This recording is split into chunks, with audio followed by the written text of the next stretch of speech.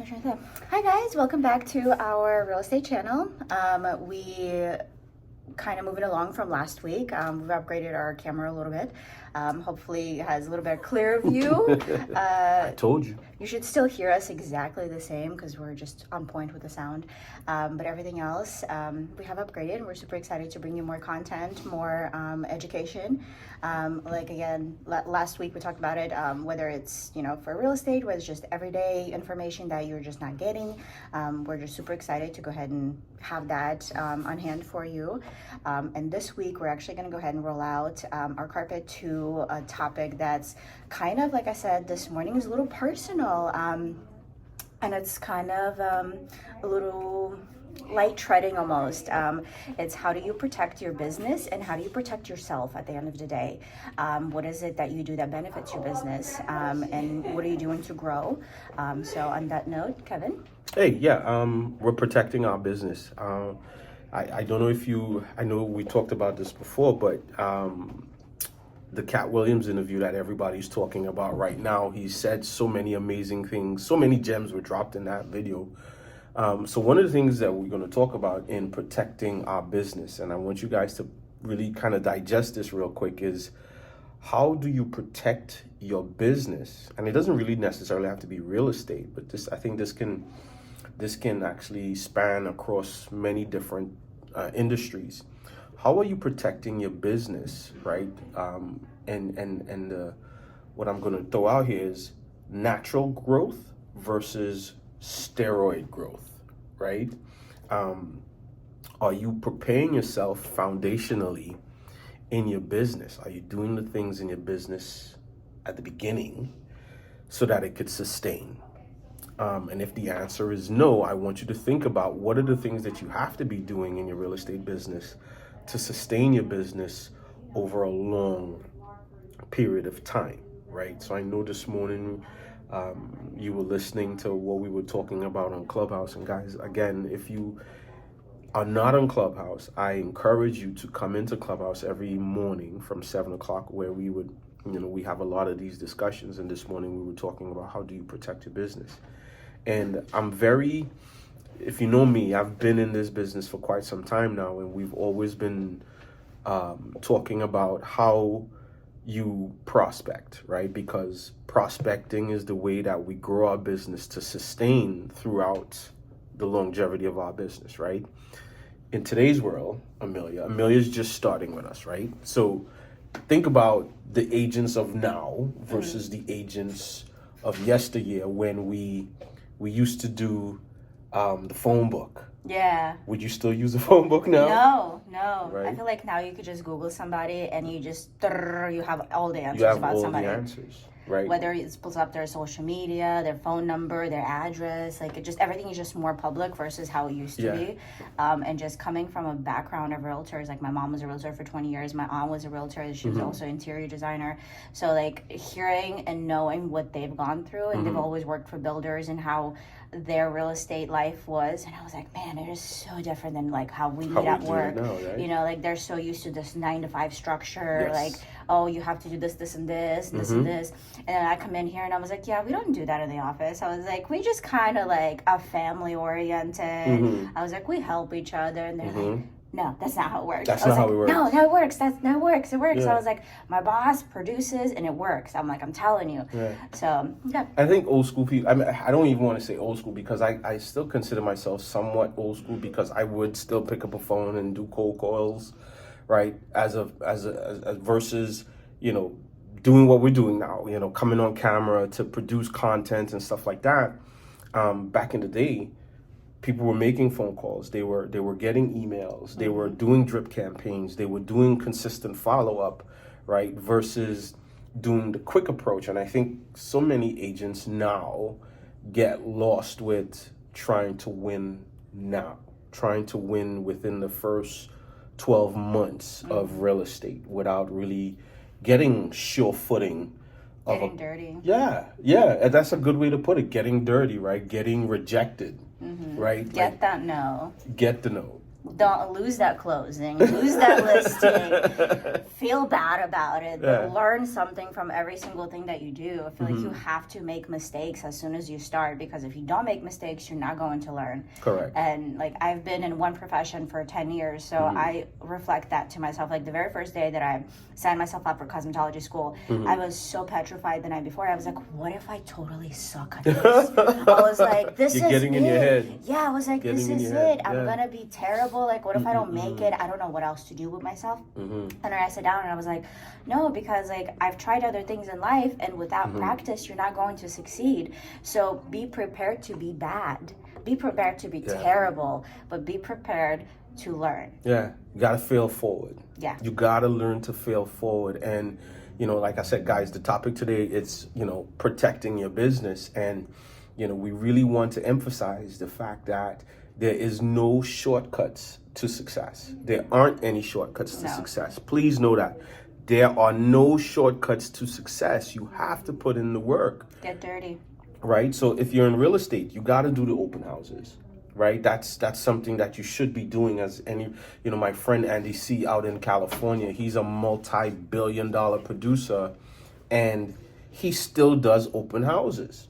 I feel like open houses are so fun, especially if you're like a social person. You get to meet all these people, the personality, all the opportunities, and I feel like that's how you have to see it all the time. You're meeting opportunities. Yes. Whether you're there during the day, in the evening, you're meeting opportunities. Yeah, you put yourself out there. That's and one of the things that we were talking about this morning is the vulnerability of protecting your business, because you have to be vulnerable, because you have to ask for help. Right? You have to go in there with the mindset that, look, I don't know everything, and I'm going to need help at some point in time, and you have to be willing, able, and ready to ask for that help, and listen, be open to receive the help. Yeah. Right? That's actually one of the things that you learn in the book, The Go-Giver, that everybody should read. Giving and receiving, like you have to be open to that. Receiving and giving will not happen if you're blocking one or the other. So there's no point if you're like such a giver, you're like, oh my gosh, I'm going to give this lead to this person. I'm going to put this on this split commission and this and that. But then when somebody tries to do something for you and you're like, no, that's okay. I already have it done, or I already know. Oh, I have a better way you could do this, you know, a better system. Oh no, my system works. But you haven't heard it out. Correct. You know, you have to be able to willing to receive whatever help, whatever suggestion, in order for everything else to really kind of like work a well-oiled machine. Yeah, that is true. I mean, that's something that I don't even want to say I struggled with, because I mean, coming up from Trinidad, growing up in our culture, you know, we're givers and takers. We're always, you know, giving, receive. We're always, and to kind of read that, you know, going back to the book, The Go-Giver, get the book, read the book, listen to it. However, you have to be open to receiving. You have to be open and vulnerable enough to say, you know what, you might can't do everything you alone. might be a 50 million producer, a 30 million, you know, whatever number you are, you have to be open to grow. And there is no comfort in growth. There's no comfort in growth. And, you know, some of the notes that we have here is that it's a choice, right? It is a choice you make to be vulnerable, to ask for help, right?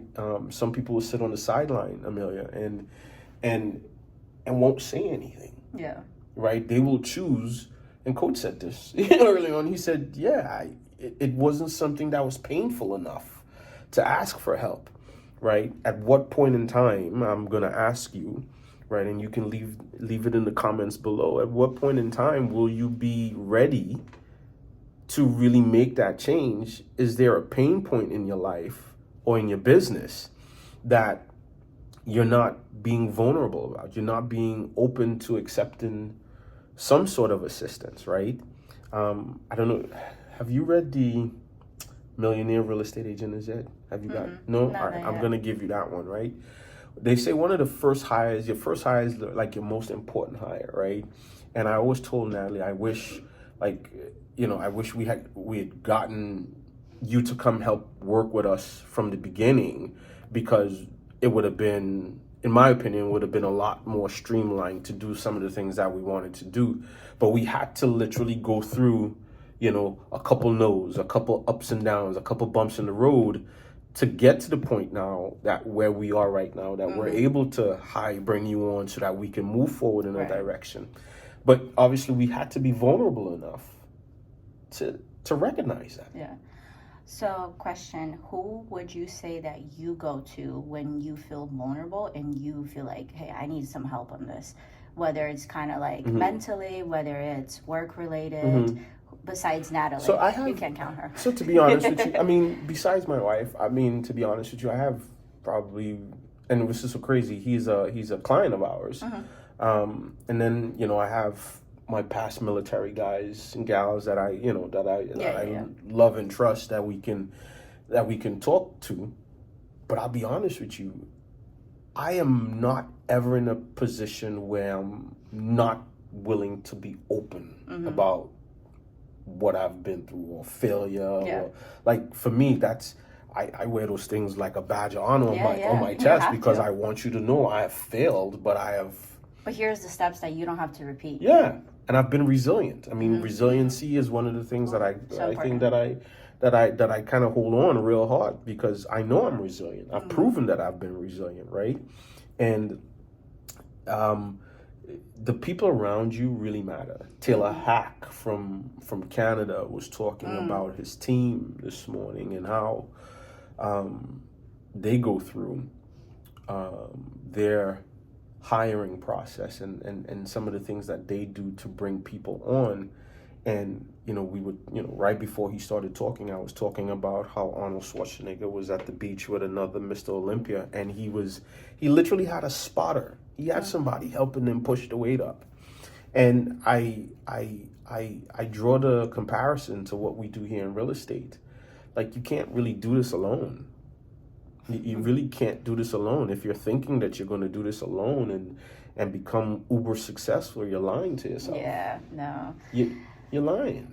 I've always had like the biggest fear of real estate because again, like I come from the background and I know what my mom went through and what my aunt went through, and I've heard their conversations at the end of a long day. Oh, I'm so stressed. I feel like the builder's listening. You know, this deal fell through. This fell through, and I am telling you, I have never, ever, ever said, "Hey, I'm gonna try real estate," like ever. Yeah. Until I came here. Until I came to Maverick. Within like 3 days, I said, "Oh my God, I'm gonna go get my license because like I want to work here." Yeah. And I don't know whether it was like the energy in the office, it was just meeting the agents and seeing how, hey, you still stuck around through the ups and downs, through your own failures, you know, through everything. So I was like, you know what?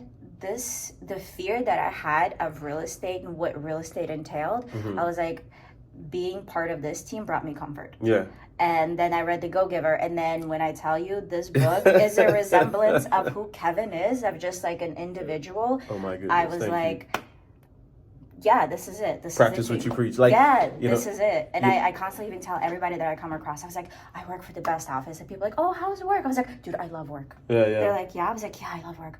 And then sometimes I'm sitting at home and like my boyfriend's like, you're still on the laptop. Is it 3 hours? I'm like, yeah, but I made like 7 flyers. Yeah. I was like, okay, and it's more work. Yeah. It's simple. It's not, you know, a lot of people, listen, real estate is tough. It's hard. It's not easy. No. You know, and it goes back to doing what you love and becomes really easy and it doesn't even seem like work, right? But the thing is, you have to be resilient, consistent, and be disciplined in what you have to do to be successful in this business. You have to learn to take no's. You have to learn to take the L's. You might show a dozen homes and that buyer might just walk off into the sunset with somebody else. You know, you might spend $15,000 on marketing and you probably only return one, you know. But there are questions to ask at the end of the day. What we're doing now, right now, on camera, right, and we're talking about protecting your business, I'm hoping that we drive the point that there is a natural progression in the way real estate is approached. When Cat Williams was talking to Shannon Sharp about lining up across from somebody who might be superior to you, but you know in your head that you've done the work, you've done the activities beforehand to get strong, to line up across from somebody else who might be on steroids. His longevity in this business, because he took the shortcuts to success, right?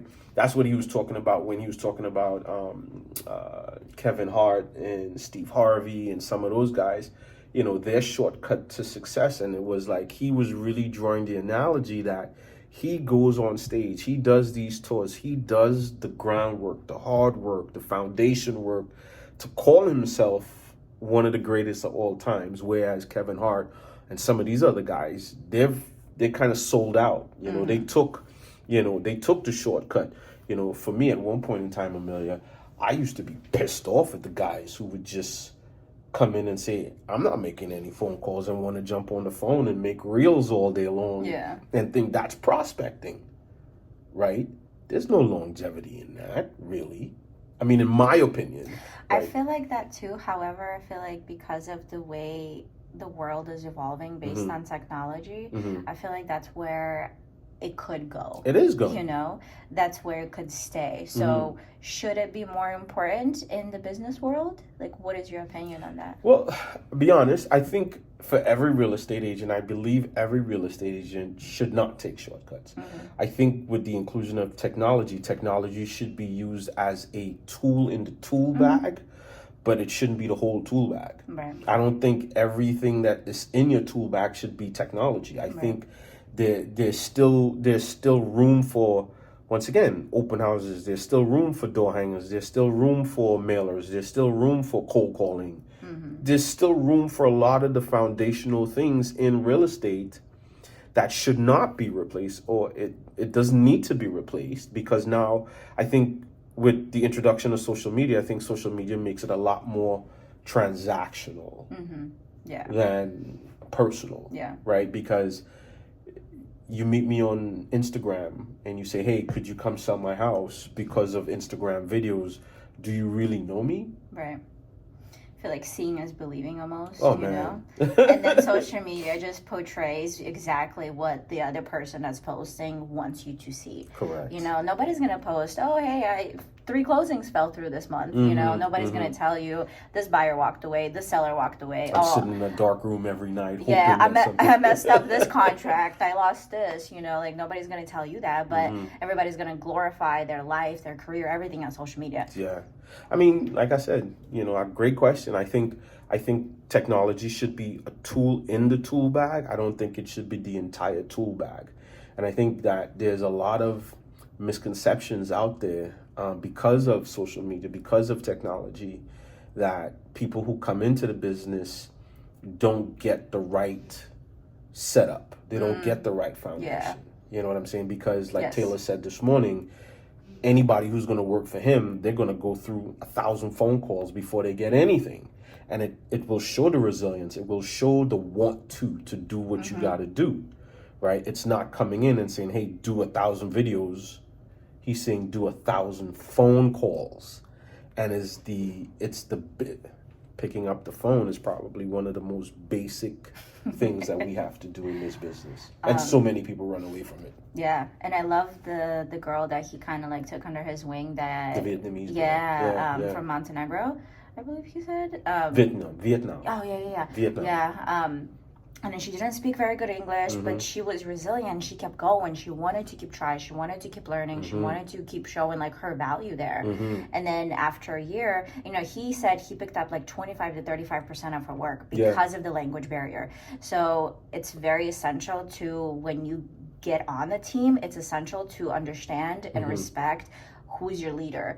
And if your leader is willing to take in the same workload that you're doing as a new agent. That's why I had like the biggest fear. I was like, oh, I don't want to go work on site for a builder where they're just going to be like, you're not good enough after 90 days. You're brand new. You're not good enough. Like, you're not working hard enough. You're not producing as the same agents. Converting, your agents, because I've been in sales and I've made 120% in conversion. And they said, why don't you make 135? You had 3 people walk away. Okay, That's those 3 crazy. people passed away the next day. What do you want me to do? Go revive them. Go revive them. Yeah. Like, so that was my biggest draw with like sales. I was like, I don't want to be that person. I don't want to be dishonest with people. I don't want to tell people, no, you have to do this. I was like, I want to be honest. I want to show who I am as a person. And I'm a very warm, inviting person, but I'm very bubbly. But I also want to let you know, like, here, there's A, B, and C, and this isn't black and white. You know, there is nothing else.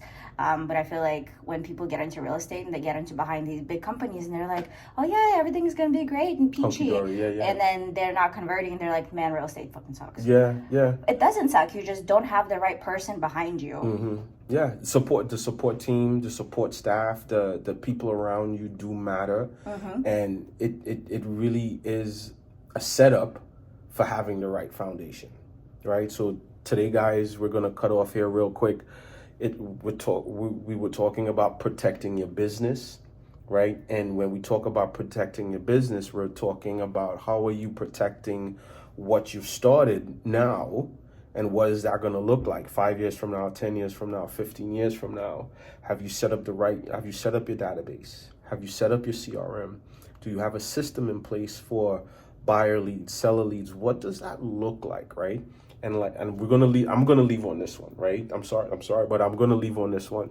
Taylor Hack said this morning, and, in Clubhouse, and like I said, if you're not in Clubhouse, please make sure that you look for the app in the App Store. Get in there every 7 o'clock. 7 o'clock every morning, we're there.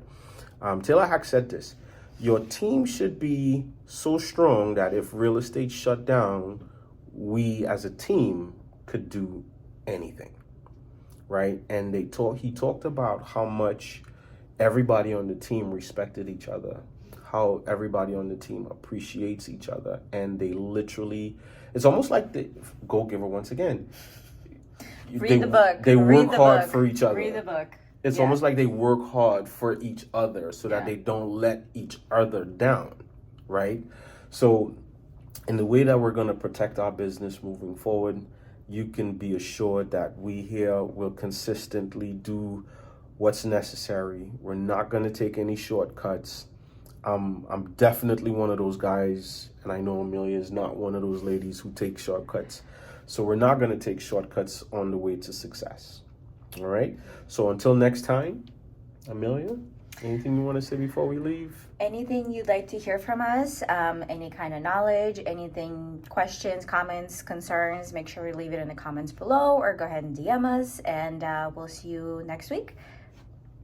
Ciao. See you guys again. Bye-bye.